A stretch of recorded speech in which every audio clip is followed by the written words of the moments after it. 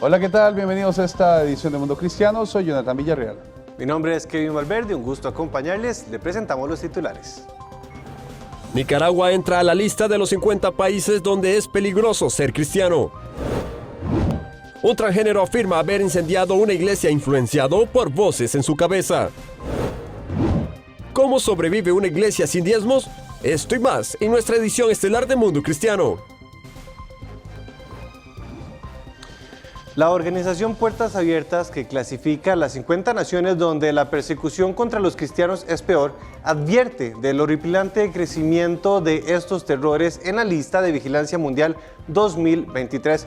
El informe 2023 catalogó a las peores naciones para la persecución de más a menos peligrosas para los cristianos. En la posición número 1 se encuentra Corea del Norte, seguido por Somalia, Yemen, Eritrea y en el quinto lugar Libia. Uno de los resultados más sorprendentes del informe es la ausencia de Afganistán entre los 5 lugares más amenazadores, que se ubicaba en el primer puesto el año pasado, precisamente por el rápido ascenso de los talibanes, cuyos líderes extremistas introdujeron políticas radicales que se apoderaron rápidamente de la vida de los afganos. Y ahora, esta nación se encuentra en el 9º puesto. Por otra parte, destaca 4 naciones de América Latina que forman parte de la lista. Colombia en el puesto 22, Cuba en el puesto 27, México en el puesto 38, que ya habían estado anteriormente en esta lista, y este año Nicaragua tiene un ingreso en la posición número 50. Le hicimos la invitación a las personas a orar por todas las personas que están sufriendo alrededor del mundo, especialmente los cristianos. La persecución tiene consecuencias muy prácticas, por lo que debemos apoyar a nuestros hermanos y hermanas que sufren a causa de su fe. Pero hay algo más grande y es que, como se nos dice en 1 Corintios 12, cuando una parte del cuerpo sufre, todas las partes sufren con ella. Un hombre transgénero se declaró culpable de incendiar una iglesia histórica en Portland, Oregón, por supuestamente obedecer a voces en su cabeza. Cameron David Storer, de 25 años, fue arrestado por prender fuego en la antigua iglesia coreana de Portland, Oregón, una construcción de 118 años con raíces históricas. El joven confesó el crimen y le dijo a la policía que posiblemente una enfermedad mental pudo haber motivado el incendio provocado con un encendedor. Hay personas que se han levantado contra todo lo que tiene que ver con Dios y hay un odio dentro de ellos que lo lleva a cometer estos actos en contra de todo lo que tiene que ver con Dios. El edificio era la congregación coreana más antigua de Oregón y su estructura se construyó para albergar la primera iglesia evangélica. En sus declaraciones, Storer dijo que escuchó voces en su cabeza que decían que lo mutilarían si no quemaba la iglesia y que lo había planeado hasta con un día de antelación. Según un comunicado de prensa de la oficina del fiscal del distrito del condado de Multnomah, nosotros lo que le servimos a Dios entendemos que hay fuerzas espirituales de maldad que influyen en la mente de la gente y lo llevan a cometer estos actos que científicamente la gente dice que son algo medicinal, pero nosotros como creyentes sabemos que hay fuerzas espirituales de maldad que entran en estas mentes débiles. Asimismo, informó que tomaba aproximadamente 10 oxicodonas diarias debido a una lesión anterior y que tenía antecedentes de esquizofrenia. En cuanto a su identidad de género, las afirmaciones de la oficina del fiscal se refirieron a Storer como ellos, lo que sugiere que el sospechoso era transgénero o no binario y pidió repetidamente que lo llamaran Nicolette. Pero la iglesia tiene que levantarse y empezar a concientizar a nuestros niños, a nuestros jóvenes, con la palabra de Dios, porque la palabra es lo único que cambia. Cuando Cristo llega a una vida, la vida de esa persona tiene que cambiar y el mundo lo que necesita ahora es que este evangelio llegue a la gente, a los niños, a los jóvenes. Storer ahora está acusado de incendio premeditado en 1er y 2º grado y 2 cargos de robo en 2º grado. ¿Se ha preguntado cómo sobrevive un pastor que no pide ni diezmos ni ofrendas? Vamos a hacer una pequeña pausa y se lo contamos al regreso. La mejor noticia es que aunque la vida tiene momentos duros, fui la vergüenza de Las Vegas. La más grande vergüenza que alguien haya pasado en Las Vegas es Olga Briskin cuando Juan Gabriel la planta. Siempre puede mejorar. Entonces Dios no solamente me salvó la vida, sino que me libró de la cárcel. Solo hay que decidirse por el camino correcto. Cuando no quieres tu vida y empiezas a entregar tu vida por otras personas, ahí es en donde te das cuenta que vale la pena vivir. Lo que puede suplir Dios, nadie en este mundo lo puede suplir.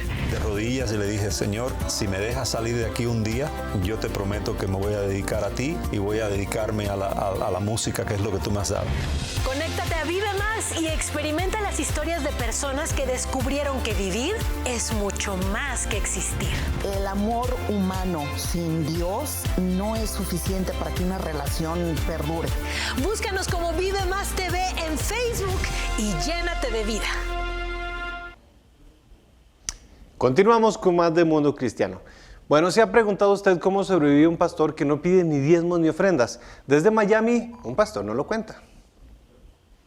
De regreso a casa, la hijita de ellos, quizás tiene unos 9 años en ese momento, de una manera espontánea se voltea y me dice, quiero agradecerte. Y le digo, ¿por qué? Me dice, porque desde que mi papá asiste a tu grupo en la casa, ya no le grita a mi mamá y no pelea con nosotros.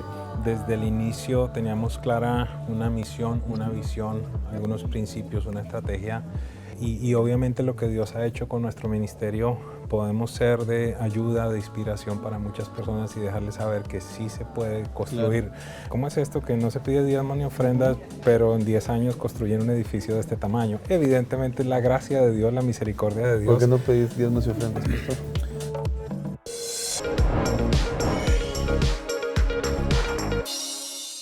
¿Cómo es iniciar un ministerio lejos de nuestro país de nacimiento? ¿Cómo es desarrollarse en un país completamente extranjero y además con muchísimas otras iglesias que están en lugares y en sitios específicos?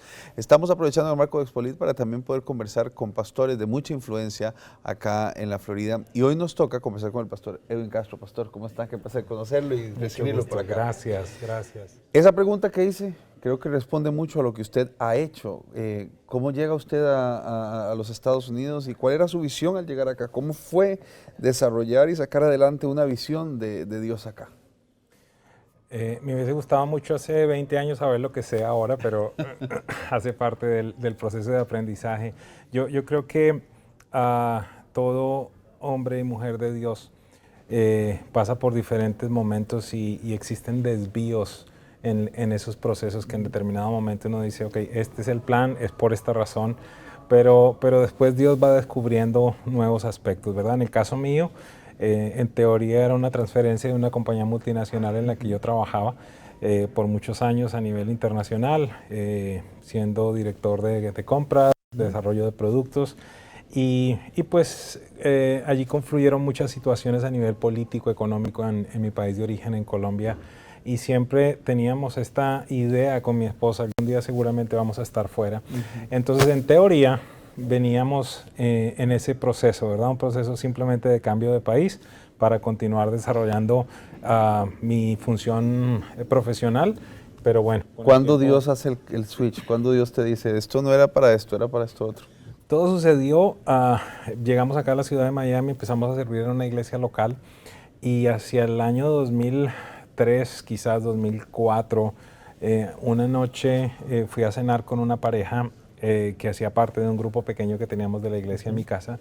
De regreso a casa, la hijita de ellos, quizás tenía unos 9 años en ese momento, de una manera espontánea se voltea y me dice, quiero agradecerte. Y le digo, ¿por qué? Me dice, porque desde que mi papá asiste a tu grupo en la casa, ya no le grita a mi mamá y no pelea con nosotros. Eso generó algo dentro de mí que no lo había generado ni los miles de televisores que había vendido, los contenedores, tantas cosas que había logrado a nivel profesional. Ese día sucedió algo, yo creo que se despertó algo dentro de mí, entendiendo que había una asignación que era superior a la económica y que tenía que ver con tocar vidas. ¿Al día de hoy ha valido la pena hacer eso? Sí, totalmente. Algún día venía de Dallas en un vuelo muy temprano en la mañana. Me subí al avión, estaba allí sentado, ese día me hicieron un upgrade, estaba sentado en la primera fila y de pronto pasó un hombre al lado mío, se regresó y me dijo, pastor, el día que yo conocí sobre su vida, mi vida cambió para siempre, gracias. Y siguió caminando, no sé el nombre, no sé de dónde es, no sé qué pasó. Y quizás esa es una de las cosas complejas para algunas personas que nos dedicamos a esto, que no sabemos qué impacto hay, ¿verdad? Y el impacto no tan solo es en el número de seguidores o en el tamaño de tu iglesia, sino impactos permanentes, ¿verdad? Y esos impactos permanentes se están dando en Presencia Viva. ¿Cómo está esto ahí? Sí, son tantas historias. Ayer mis ojos se llenaban de lágrimas porque leía una nota que me entregó una niña. Terminamos recién el proceso de construcción de nuestro nuevo edificio. Y esta es una niña quizás de 7 años, me hizo un dibujo y escribió lo siguiente: convertiste un lugar de paredes y techo en la casa de Dios. Entonces, este es el tipo de cosas que tú dices, ¿cómo evalúas eso? ¿Qué premio puede haber por eso? ¿No? Ese es el salario de alguna manera, el cambio, personas que no se suicidaron. ¿Cuáles son las expectativas ahorita alrededor del ministerio? ¿Hacia dónde quieres llevarlo? Acabamos de hacer algo que yo llamo una actualización ministerial. Desde el inicio teníamos clara una misión, una visión, algunos principios, una estrategia, pero en el inicio de este año, al tener mi tiempo con Dios, surgió una pregunta muy clara, y esta pregunta fue: ¿el mundo en el que vives en este momento es igual al mundo en el que nació Presencia Viva? Y me di cuenta que evidentemente no. La moral, las leyes, los valores, la cultura entera ha cambiado totalmente, y debido a eso entonces recientemente hicimos una actualización estableciendo nuestro propósito organizacional como responder bíblicamente a la vida. ¿Qué pretendes hacer también con el trabajo que estás haciendo con otros ministros acá en la Florida? Creo que hay una labor muy grande para hacer, precisamente, número uno, en el cambio del concepto en el cual se lleva el ministerio tradicionalmente, quizás por el trasfondo corporativo que tengo, y obviamente lo que Dios ha hecho con nuestro ministerio. Podemos ser de ayuda, de inspiración para muchas personas y dejarles saber que sí se puede construir. Claro. Ejemplo, terminamos un proyecto de más de $6 millones en medio de la pandemia. Locura. La iglesia tiene 10 años. No pedimos diezmos ni ofrendas. Entonces me dicen, ok, ¿cómo es esto que no se pide diezmos ni ofrendas, pero en 10 años construyen un edificio de este tamaño? Evidentemente la gracia de Dios, la misericordia de Dios. ¿Por qué no pedís diezmos y ofrendas, profesor? Porque desde el principio Dios me dio una instrucción específica. Número 1, sé generoso, que es otro de nuestros principios organizacionales. Número 2, no manipules con las finanzas. Y número 3, sal de deudas. Entonces nuestra iglesia ha vivido bajo esos principios. Y la gente da sin necesidad de pedir. Y en el punto número 2, entonces, de no manipular, lamentablemente creo que la iglesia a nivel general no se ha encargado de enseñarle a la gente verdaderamente lo que la Biblia dice de las finanzas, ¿verdad? Se han encargado de enseñarle qué dice del 10% de los ingresos, pero no del 100%. Nuestro enfoque ha sido ayudarle a la gente a organizar sus finanzas, salir de deudas, y entonces la reacción natural de las personas ha sido responder en generosidad. Wow. Eso está muy interesante. Pastor, qué gusto conocerlo, y espero de verdad que pueda seguir adelante. Y hemos estado viendo durante la entrevista imágenes y tomas de lo que usted ha estado desarrollando. Así que espero que Dios lo siga guiando. Muchas gracias a ti y a todo lo que ustedes están haciendo. También les bendecimos y agradecemos por la labor tan trascendental que tienen en este establecimiento del reino. Muchísimas gracias, Pastor. Continuamos con más de Mundo Cristiano.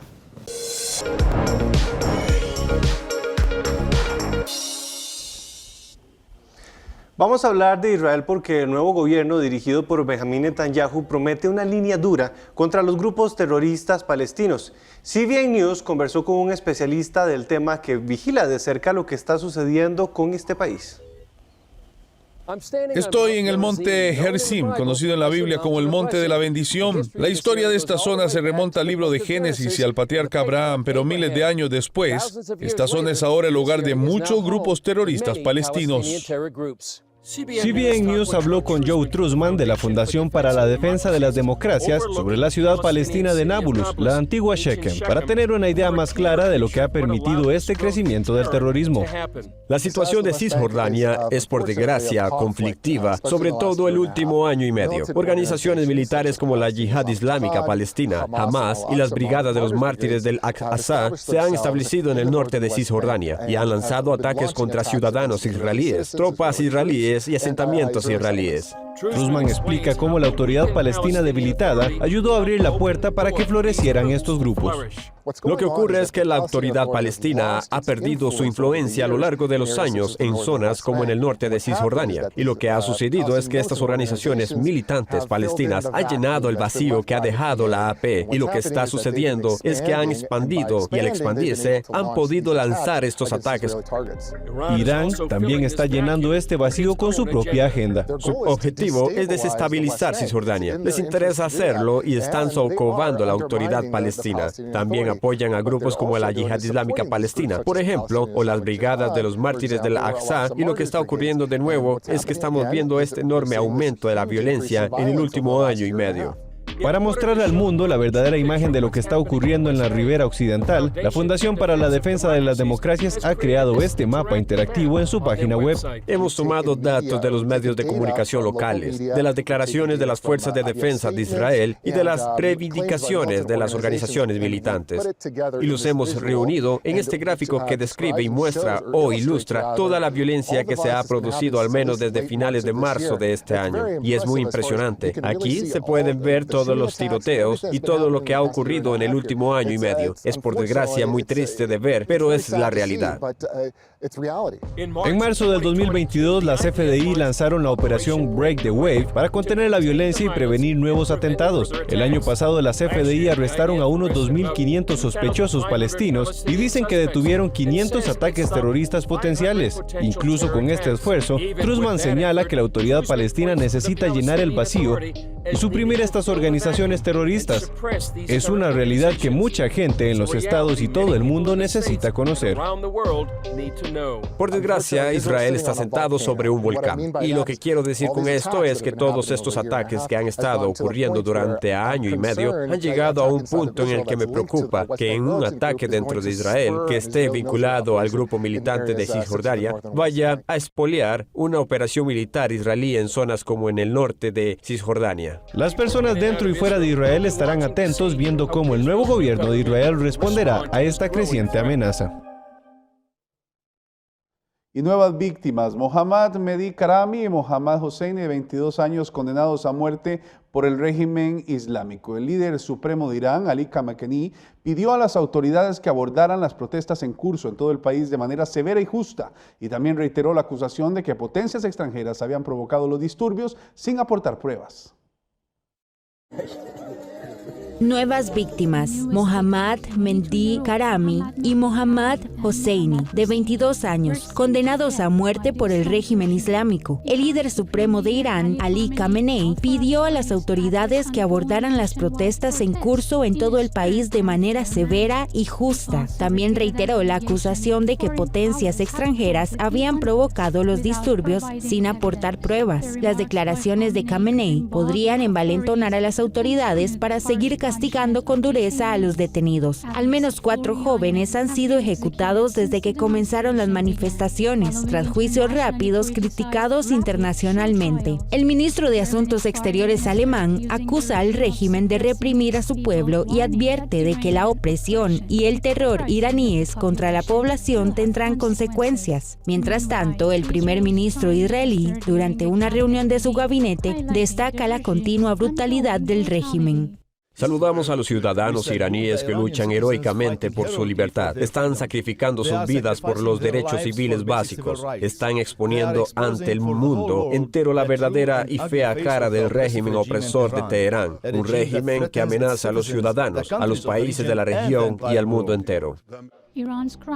El príncipe heredero de Irán, Reza Pahlavi, insta a los países occidentales a adoptar una postura más firme contra Teherán, escribiendo: los países democráticos deberían expulsar a los embajadores del régimen y retirar a sus embajadores. Deben seguir el camino paralelo de la máxima presión sobre el régimen y el máximo apoyo al pueblo iraní. El Reino Unido, los Estados Unidos, Francia y Alemania deben dejar oficialmente de intentar resucitar el JCPOA. Aquí en los Estados Unidos, la ex portavoz del Departamento de Estado, Morgan Ortagus, advierte que la situación podría empeorar aún más, recordando que el régimen en los años 90 asesinó a miles de opositores y los enterró en tumbas masivas sin nombre. Ortagus insta, entre otras cosas, a que los países de todo el mundo retiren a sus embajadores de Irán, pongan fin a la oferta de volver al acuerdo con Irán, devuelvan todas las sanciones de la ONU y prohíban viajar al extranjero a los funcionarios iraníes. Mientras tanto, las protestas continúan y los iraníes celebran concentraciones multitudinarias en todo el mundo en apoyo de las revueltas que se están produciendo en el país. Las protestas comenzaron en septiembre, tras la muerte de Masha Amini, de 16 años, mientras se encontraba bajo custodia policial por no llevar correctamente el pañuelo en la cabeza. Mayra Yazdari, CBN News. Y hacemos una breve pausa y ya volvemos con más de Mundo Cristiano.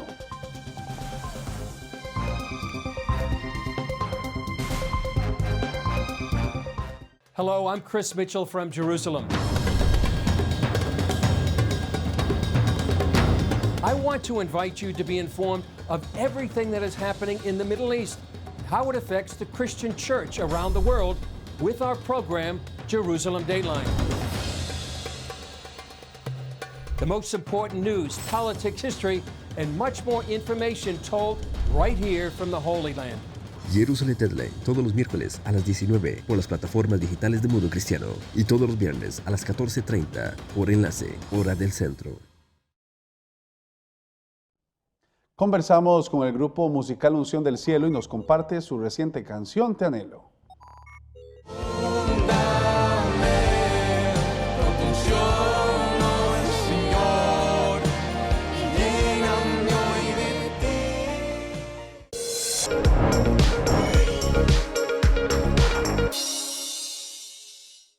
Y ahora me acompaña un grupo con muy buen ritmo. Estamos hablando de Unción del Cielo. Muchachos, bienvenidos al programa. Gracias. Bueno, ustedes vienen a presentar un nuevo sencillo, se llama Te Anhelo. Háblenos de qué habla esta canción. Te Anhelo, una alabanza que habla anhelar la presencia y el amor de Jesucristo a todos los días, no solo un día, sino todos los días de tu vida, 24/7. Tienes que anhelar a Jesucristo en toda manera, sea en adoración, sea en comunión, en todo. Cuéntenos cómo es el equipo de trabajo. Bueno, la verdad que pues nosotros como banda pues tenemos un ritmo bien, con mucha energía, ¿verdad? Con mucha energía, con las canciones también que tenemos bien despacias, aunque sean despacias, tienen esa energía, ese movimiento.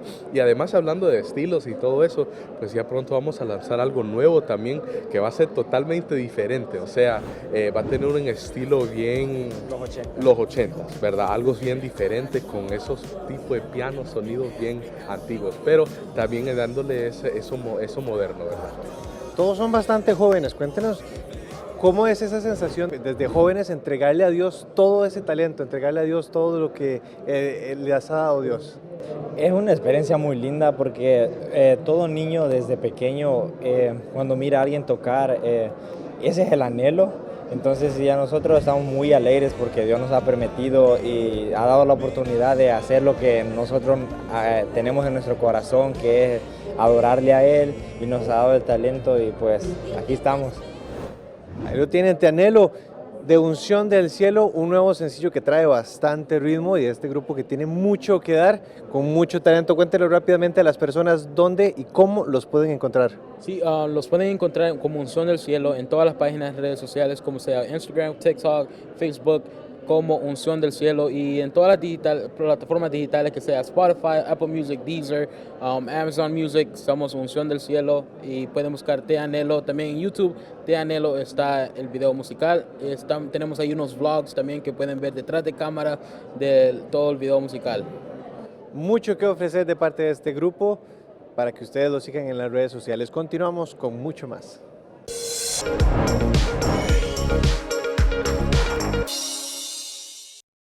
Y en España se aprobó una medida que busca reducir los abortos en el país. Esta decisión avivó el debate sobre el aborto en vísperas de las elecciones locales este año. Pero ¿realmente afecta esta norma al aborto en España? Analizamos el tema en la siguiente nota. La decisión de un gobierno regional español de restringir el aborto en gran parte del centro de España reavivó el debate sobre el tema en vísperas de las elecciones locales de este año. De acuerdo con las nuevas medidas adoptadas por la coalición conservadora y de ultraderecha que gobierna Castilla y León, las mujeres que busquen abortar allí deben tener acceso a recursos de los médicos antes de iniciar el procedimiento. Tales recursos incluyen escuchar los latidos del corazón del feto, hacerse una ecografía en cuarta dimensión y recibir asesoramiento psicológico. Se trata de un intento por reducir la cantidad de abortos.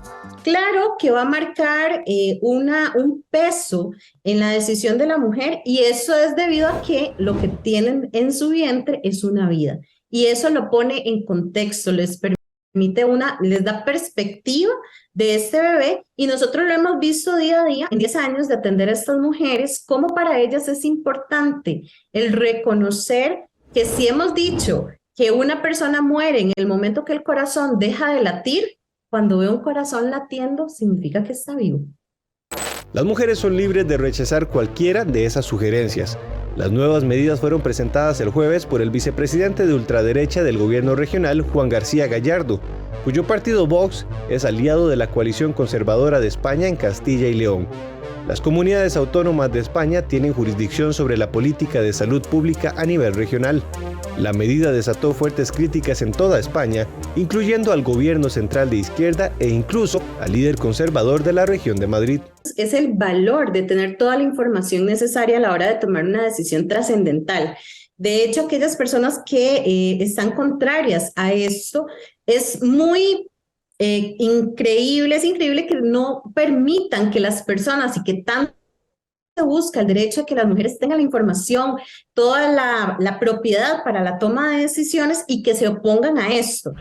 La ministra de Sanidad española, Carolina Darias, advirtió que no habrá concesiones en el campo del derecho al aborto, pero García Gallardo insistió el viernes en que la medida entrará en vigor de inmediato en Castilla y León, hogar de alrededor de 2.5 millones de los cerca de 47 millones de habitantes de España.